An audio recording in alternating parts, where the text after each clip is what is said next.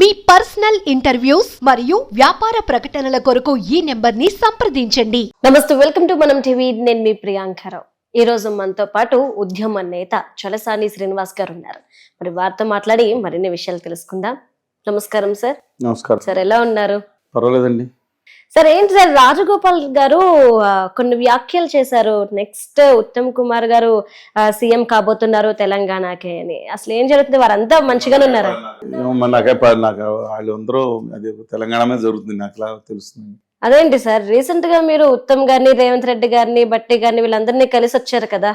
So మరి మీకు కాకపోతే ఇంకెవరికి తెలుస్తుంది చెప్పండి. దాంట్లో ఫంక్షన్ లో కలుసుకున్నాం, మాట్లాడుతాం, వేరే సంగతి అండి. ఆది గారు అందరూ ఉన్నారు, శ్రీధర్బాబు గారు ఉన్నారు, రేవంత్ రెడ్డి గారు ఉన్నారు, అందరూ ఉన్నారు, ఉత్తమ్ కుమార్ గారు ఉన్నారు, అందరూ ఉన్నారు. ఇష్యూ అది కాదు. నా ఉద్దేశం ప్రకారం అండి, రేవంత్ రెడ్డి గారు అంత హైప్ అంటే తీసుకొచ్చి కాంగ్రెస్ పార్టీ అధికారంలో రావడానికి ఒక మెయిన్ ఇన్స్ట్రుమెంట్గా ఆయన పనిచేశారు. ఒక ముఖ్య కారణం అండి ఆయన, అంటే ఆయనే మొత్తం కారణం, ముఖ్యమైన కారణం. ఉత్తమ్ కుమార్ రెడ్డి గారు కాంగ్రెస్ పార్టీ అత్యంత కష్టకాలంలో ఉన్నప్పుడు కొంత కేసీఆర్ గారికి అనుకూలంగా వేశారని ఒక వర్గం వాదన చేసినా, నిలబడి కేసీఆర్ ఉత్తమ్ కుమార్ రెడ్డి గారు గురించి గట్టిగా కేసీఆర్ విమర్శిస్తూ నేను రాజీనామా చేయాలా అంత ఉద్వేగ పరిస్థితులకు వెళ్ళిపోయి తీసుకొచ్చాను కూడా ఉత్తమ్ కుమార్ రెడ్డి గారు. అదేలా మర్చిపోతారు? సహృదయుడు ఉత్తమ్ కుమార్ కెప్టెన్ గారు. సరే, ఏదో అది విషయం, దాన్నే రెస్పెక్ట్ ఎవ్రీబడి అండి. కానీ వాళ్ళ సిచ్యుయేషన్ ఏంటంటే, రేవంత్ రెడ్డి గారు డబ్బు ఒక ఉద్యమలా చేసి ఆఖరిలో తన సొంత డబ్బులు కూడా ఖర్చు పెట్టింది. వినవస్తుంది చెప్తున్నాను. దాన్ని నిలబెట్టిన సంఘటన కానీ, నేను ఎట్టి పరిస్థితున్న అధికారం తీసుకొస్తానని ప్రియాంక గాంధీ గారికి, రాహుల్ గారికి ఇచ్చిన హామీని కానీ విమర్శించాలని అనుకుంటున్నాను. ఉత్తమ్ రెడ్డి గారు ఆల్సో డిజర్వ్డ్ ఫర్ దిస్ అండి. I'm not denying that. Question ఏంటంటే, వచ్చి ఇవాళ సంవత్సరం కాలేదు అప్పుడే దీని గురించి మాట్లాడతాం ఏంటండి? ఇప్పుడు వాళ్ళ బ్రదర్ కోమటిరెడ్డి గారికి ఆయన పార్టీలో ఉన్నారు, కొంచెం అసంతృప్తిగా ఉన్నారు, మధ్యలో ఎవరిని కలిసి వచ్చారు, ఎవరిని అమిత్ షా గారిని ఆయన వచ్చిన రేవంత్ రెడ్డి గారి మీద కోపంతో భయంకరంగా మాట్లాడారు రాజగోపాల్ రెడ్డి గారు. ఆయన బీజేపీలోకి వెళ్ళి పోటీ చేసి కాంగ్రెస్ పార్టీకి డిపాజిట్ లేకుండా మీరు చూశారు ఏం చేద్దామని చూసి ఎవరిని పాలవి గౌతమ్ రెడ్డి గారి కుమార్తె శ్రావంతి గారిని చేశారు. అంతకుముందు కూడా ఏ విధంగా మాట్లాడారో చూశారు. అందువల్ల ఇలాంటి మాట్లాడుతానే దాని వ్యక్తిగత విచక్షణకి వదిలేద్దాం. కానీ ఆ పార్టీ వాళ్ళు వచ్చినప్పుడు వచ్చి రాగానే 9 నెలలు ఇలాంటివి పెడతామంటే అది కాంగ్రెస్ పార్టీ ఆ పార్టీయే ఇబ్బంది పెట్టుకోవాలని, అంతే తప్ప ఇంకోటి కాదు. ఇంకోటి కూడా చెప్తున్నాను, ఓ పక్కన ఆయన నిజంగా పోరాటం చేయాలంటే పర్సనల్గా నాకు ఆయన ఏం లేదండి, ఐ డూ హ్యావ్ రెస్పెక్ట్. కానీ వాళ్ళ కేంద్రం దారుణమైన అన్యాయం చేస్తుంది తెలంగాణకి. ఐటీఆర్ ఇవ్వలేదు, ఒక నేషనల్ ప్రాజెక్ట్ ఇవ్వలేదు, నీటి తగాదాల విషయంలో అన్యాయం చేస్తుంది, నిధుల విడుదలలో దారుణమైన ఘోరమైన నిర్లక్ష్యం చేస్తే దాని గురించి మాట్లాడాలి కదా. బడ్జెట్ గురించి, బడ్జెట్ లో తెలంగాణకి ఇయ్యగానే కూడా ఇవ్వాల్సిన పని లేదు అధికంగా అని చెప్పి మాట్లాడి కనీసం స్పెషల్ ప్రాజెక్టుల కింద చేసి దుర్మార్గం ఉన్నాయని తరలించుకెళ్ళిపోతుంది. దాని మీద నిలదీయాలి కదా. వీళ్ళు ఎవరు ఎందుకు అని యథాలాపంగానే ఉంటారేమో కానీ, బట్ అబ్సల్యూట్లీ ఇట్స్ అన్వారంటెడ్ అండి. అంటే ఉత్తమ్ కుమార్ రెడ్డి గారికి ఆయన ముఖ్యమంత్రి అర్హత లేదని అన్నాం, కానీ వచ్చింది కాంగ్రెస్ పార్టీ గవర్నమెంట్ వచ్చింది. ఇప్పుడే గొడవలు పెట్టుకుంటే ఇంకేం అర్థం అవుతుందండి? అందువల్ల మిగతా వాటి మీద కాన్సన్ట్రేషన్ చేయాలి. ఆయన మిగతా ఎమ్మెల్యేలతో అందరితోనూ, మిగతా ఎంపీలందరితోనూ మాట్లాడుకుని తెలంగాణ హక్కుల కోసం, స్వాభిమానం కోసం ఢిల్లీలో తాకట్టు పెడతారు, దానికోసం ఆయన పోరాడాలి. కోమటిరెడ్డి గారు వాళ్ళ బ్రదర్, అంటే వాళ్ళ బ్రదర్కి అర్హత లేదనే ఉద్దేశం. కోమటిరెడ్డి వెంకటరెడ్డి గారు కూడా ఆయన గట్టి పోరాటం చేశారు. పులిచింతరం చూశాను చాలాసార్లు, చూసారా? మరి ఆయనకి అర్హత లేదని అర్థం. అందుకని లెటర్ వెయిట్ అండ్ సీ అండి. బట్ కొన్నాళ్ళు ప్రశాంతంగా ఉండేటట్టు కనిపించట్లేదు అందరూ. బహుశా అమిత్ షా గారు చెప్పారు ఇవన్నీ, లేదా అదాని గారు చెప్పారు, తెలియదండి సార్. అంటే ఈ రోజు రాజగోపాల్ రెడ్డి గారు అన్నారు కాబట్టి, ప్రస్తావన వచ్చింది కాబట్టి అడుగుతున్నాను. సీఎం రేవంత్ రెడ్డి గారి మధ్య, అలానే ఉత్తమ్ గారి మధ్య సఖ్యత బాగానే ఉంది అంటారా, లేదంటే ఏమైనా మనస్పర్ధ? నేను అది చూడలేనండి, అది మీ జర్నలిస్టులే. లేదు అంటే మీరు కూర్చొని మాట్లాడినప్పుడు మీకు ఏదైనా తెలిసి ఉంటుంది కదా. కాదు, అదే రాజకీయాలు మాట్లాడేది.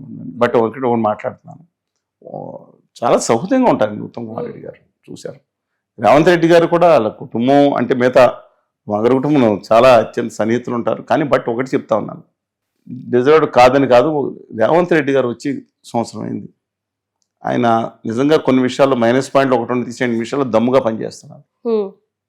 ఇవాళ నేను పర్యావరణ ప్రేమికుని. ఇవాళ మిగతా చోట్ల ప్రజలు కట్టుకునే 400 గజాలు 300 గజాలు దీని కింద కాకుండా ఆయన పర్యావరణ కాపాడే విషయంలో చెరువుల విషయంలో వెళ్తున్నారు. సరే ఫైనల్ అంతిమ గోల్ ఏదైతే ఉందో జనవాడ ఫార్మ్ హౌస్కి రోడ్లన్నీ లీడ్ అవుతున్నాయి. మధ్యలో పలన్ రాజు గారిని పడగొట్టినా ఇంకొకళ్ళు పడగొట్టినా లేదంటే నాగార్జున గారి అన్కన్వెన్షన్ పడగొట్టినా ఈ మధ్యదారిలో వచ్చే మలుపుల్లో మాత్రం అంతిమ లక్ష్యం మాత్రం జనవాడ అంత. కానీ ఆ రోజు ఒక డ్రోన్ ఎగరేసి తీసుకెళ్లి లోపలికి నేరమే ఉండొచ్చు తీసుకెళ్లి జైల్లో పెట్టి కుమార్తె వివాహానికి కూడా ఎంగేజ్మెంట్ కూడా బెయిల్ మీద గంటలు వ్యవధి ఇచ్చి దాంట్లో కూడా కండిషనల్ బెయిల్. రాజకీయ నాయకులతో మాట్లాడకూడదు, ఎవరితో వచ్చారు పరిచయం అంతా రాజకీయ నాయకులు ఎవరితో మాట్లాడు అంత అవమానకరంగా చేసినప్పుడు ఆ బాధ ఉంటుంది. సరే దాని మీద ఆ రోజు ఎంతమంది స్పందించారండి? ఆ రోజు కాంగ్రెస్ పార్టీ నాయకులు ఏమని స్పందించారు చెప్పండి? ఏమని స్పందించారు? అలా మాట్లాడకూడదు. సరే ఎవరిని నిలబడ్డారు అండగా తక్కువ మంది నిలబడ్డారు. అందువలన రేవంత్ రెడ్డి గారు వెయిట్ అండ్ సీ ప్రస్తుతం అడ్మినిస్ట్రేషన్లో కొన్ని లోపాలను ఎక్సెల్ మిగతా విషయాలు అడ్మినిస్ట్రేషన్ చేస్తున్నారు. రైతు రుణమాఫీ కాదు కాదు కాదు అన్నారు. సరే ఇంకా 100% చేయలేదనేది ఎర్రర్స్ ఉండొచ్చు, బట్ అసలు చేయలేరు అనడాన్ని చేసి చూపించాడు కదా ఆయన. కాంగ్రెస్ పార్టీ ప్రభుత్వం చేసింది. కానీ దురదృష్టం ఏంటంటే మరి ఢిల్లీలో వీళ్ళందరూ చెప్పడం వల్ల ఏమో తెలియదు కానీ నాకు ఢిల్లీ పాదుషాల దగ్గర తెలుగు వాళ్ళ ఆత్మగౌరవాన్ని తాకట్టు పెట్టితే ఢిల్లీలో పాదుషాలు రాణి సాహెబాని ఉన్నారు. ఓ పక్కన ఎలాగో ఆదాని గారి పార్టీ ఇక్కడ ఆ దిశ నిర్దేశం చేస్తుంది. తెలంగాణ సర్వనాశం చేస్తున్న బడ్జెట్లో చేస్తున్న ఏ ప్రాజెక్ట్ లేకపోయినా వీళ్ళు వెళ్ళి గుజరాతీ భాషలో బంద్ చేయాలి. అక్కడ రేవంత్ రెడ్డి గారు సంవత్సరం అవలేదు కానీ డిసెంబర్కి అవుతుంది కానీ 7 నెలలు అయింది. మంత్రివర్గ విస్తరణ కోసం వెళ్ళి చీటింగ్ వాడికి రాణి సాహెబా గారి దగ్గరికి వెళ్ళాలి. రేపొద్దున ఎవరైనా అంతే కదండి. కొంత వాళ్ళు కూడా ఇలాగే చేయకూడదు. మీరు మాట్లాడి 2 సార్లు వెళ్తే పరిష్కారం కావాలి. లేకపోతే వాళ్ళు లిస్ట్ ఇస్తారు, వాళ్ళు లాయల్గా ఉన్న వాళ్ళకి తప్పులేదు రికమెండ్ చేస్తారు.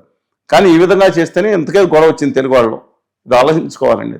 సార్ అంటే ఇప్పుడు మీరు రేవంత్ రెడ్డి గారు ప్రభుత్వం గురించి మాట్లాడుతున్నారు కాబట్టి చెరువుల పరిరక్షణ గురించి మాట్లాడారు కాబట్టి నేను మాట్లాడుతున్నాను. డెఫినెట్ గా హైడ్రా చేస్తున్నది 100కి 100 పాళ్ళు సరైన పద్ధతైనా? ఎందుకు ఈ ప్రశ్న అడుగుతున్నాను అంటే కొంత చాలా అంటే ప్రభుత్వంపై ఎంత మంది అయితే హర్షం వ్యక్తం చేస్తున్నారో అంతే మంది వ్యతిరేకత కూడా వ్యక్తం చేస్తున్నారు. మరి ఏ నేపథ్యంలో దీన్ని ఎలా తీసుకుందాం? ఆయన ఇంతవరకు సామాన్య జోలికి వెళ్ళి 450 గజాల లోపల వెళ్తే మనం మాట్లాడాలి, డెఫినెట్గా స్పందించాలి, లోపాలు ఉండొచ్చు.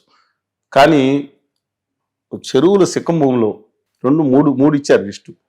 ఒకటి ఎఫ్టీఎల్లో, అవును ఎఫ్టీఎల్లో వాళ్ళ చెరువులు కుంచుకుపోయి చాలా దారుణంగా పరిస్థితి ఉన్నప్పుడు డెఫినెట్గా అది కన్సర్న్ అండి. అది కూడా రంగనాథ్ గారు స్పష్టంగా చెప్పాడు. అది కూడా ఏది సిక్కమూల్లో కనుక వేసుకుని ఉంటే ఇల్లు కట్టుకుని ఒకడే ఇల్లు ఉండి అలా ఏం లేకుండా అక్కడే నివాసం ఉంటే డెఫినెట్గా మాకు కన్సర్న్ ఉందని చెప్పారు. పాజిటివ్ న్యూస్ తీసుకోవాలని, ప్రతి నెగిటివ్ తీసుకుంటే ఎలాగా? అందుకని ఎఫ్టీఎల్లో ఉన్న దానికి పెద్ద పెద్ద గెస్ట్ హౌస్ చేసుకున్న వాళ్ళు మెయిన్ ఇల్లు కాదు, సెకండ్ హౌస్, థర్డ్ హౌస్. ఆ రోజు పర్మిషన్ ఇచ్చిన వాళ్ళు కూడా బాధ్యులుగా ఆ విధంగా చేయటం అనేది నేనేం తప్పని అనుకోనండి. నాగార్జున గారిని చంద్రబాబు నాయుడు గారు ముట్టుకున్నారా, రాజశేఖర రెడ్డి గారు ముట్టుకున్నారా, రోసి గారు ముట్టుకున్నారా, కిరణ్ కుమార్ రెడ్డి గారు ముట్టుకున్నారా, కేసీఆర్ గారు ముట్టుకున్నారా, కేటీఆర్ గారు ముట్టుకున్నారా అనే విషయం వచ్చింది. అంటే నాగార్జున గారి వ్యవహార శైలి ప్రాబ్లం. నాగార్జున గారి వ్యవహార శైలి పక్కా కమర్షియల్. అదే సినిమా వచ్చింది కదండి, దాని పక్కా కమర్షియల్. అందువల్ల సింపతి రాలేదు ఎక్కువ. అందువల్ల ఆయన చెప్పింది కూడా కోర్టులోకి వెళ్ళాను, స్టే ఉందంటే స్టే లేదని తెలిసింది. బట్ ఎందుకంటే ఆ ఫంక్షన్స్కి వెళ్ళినాను, రేవంత్ రెడ్డి గారు ఇప్పుడు మేము చెప్పిన ఎంగేజ్మెంట్ ఫంక్షన్ కూడా ఎన్కన్వెన్షన్ అయింది. అంటే ఆయన ఆ రోజు జైల్లో ఉన్నప్పుడు తీసుకోలేదు కదా, మిగతా వాళ్ళు మిత్రులు బయట ఉండగా వాళ్ళు నిర్ణయించారు. సరే ఏదే అన్నా సరే అంతే, వెరీ క్లియర్గా వెళ్తున్నారు. నెక్స్ట్ టార్గెట్ జనవాడ కేటీఆర్ గారి వారి మిత్రుడు అని చెప్తున్న గెస్ట్ హౌస్ అయ్యండి. కానీ ఇప్పుడు బదలా తీర్చుకుంటాం ఓకే, కానీ అదే పనిగా కక్షాదిని తీర్చుకోకూడదని చూశారు. జగన్మోహన్ రెడ్డి గారు ఏదైనా చిన్న పని చేస్తే దాని మీద దృష్టి పెట్టకుండా రాజ్యాధికారం కోల్పోయారు. ముఖ్యమైన కారణం ఆ నవరత్నాలు అమలు చేయలేదని కాదు, దాంట్లో 1-2 అమలు చేయలేదు, మిగతా అమలు చేశారు, చేయలేకపోవచ్చు. కానీ మెయిన్ కక్షాదింపు, దారి తెప్పి కక్షాదింపు. కానీ కాంగ్రెస్ పార్టీలో అలా ఉండదు, ఎందుకంటే బహుళ ప్రజాస్వామ్యం ఎక్కువైపోయింది దాంట్లో. మామూలు దానికంటే ఎక్కువ. సత్యానపురం రైల్వే స్టేషన్ అనేవారు, చాలా మంది తెలియదు. విజయవాడ సత్యానపురం ఉండేది, విజయవాడ మధ్యలో ఉండేది. మా పాలకొంచి ట్రైన్ వచ్చినప్పుడు అయితే ఇటు నుంచి జనం వెళ్తా ఉండేవారు, ప్లాట్ఫామ్ కూడా ఉండేది కాదు. అలా ప్లాట్ఫామ్ లో ప్రయాణికులు ఎవరు తెలియదు అంటే కాంగ్రెస్ పార్టీలో ఎవరున్నారు కూడా తెలియదు అనేవారు. ప్రజాస్వామ్యం మరీ ఎక్కువైపోయింది అనేవారు. సరే that is different issue. Revanth Reddy గారు తను అవమానపడ్డారు. చెరువుల విషయంలో, ఎఫ్టీఎల్ విషయంలో, మిగతా దాంట్లో నేను సామాన్య ఇబ్బంది పెడితే డెఫినెట్గా కన్సిడర్ చేయాలి. ఎఫ్టీఎల్ విషయంలో మాత్రం, దాన్ని కాపాడే విషయంలో మాత్రం వాళ్ళు చెప్పిన దాన్ని మనం హర్షిద్దామండి. Right, thank you so much sir. ధన్యవాదాలు.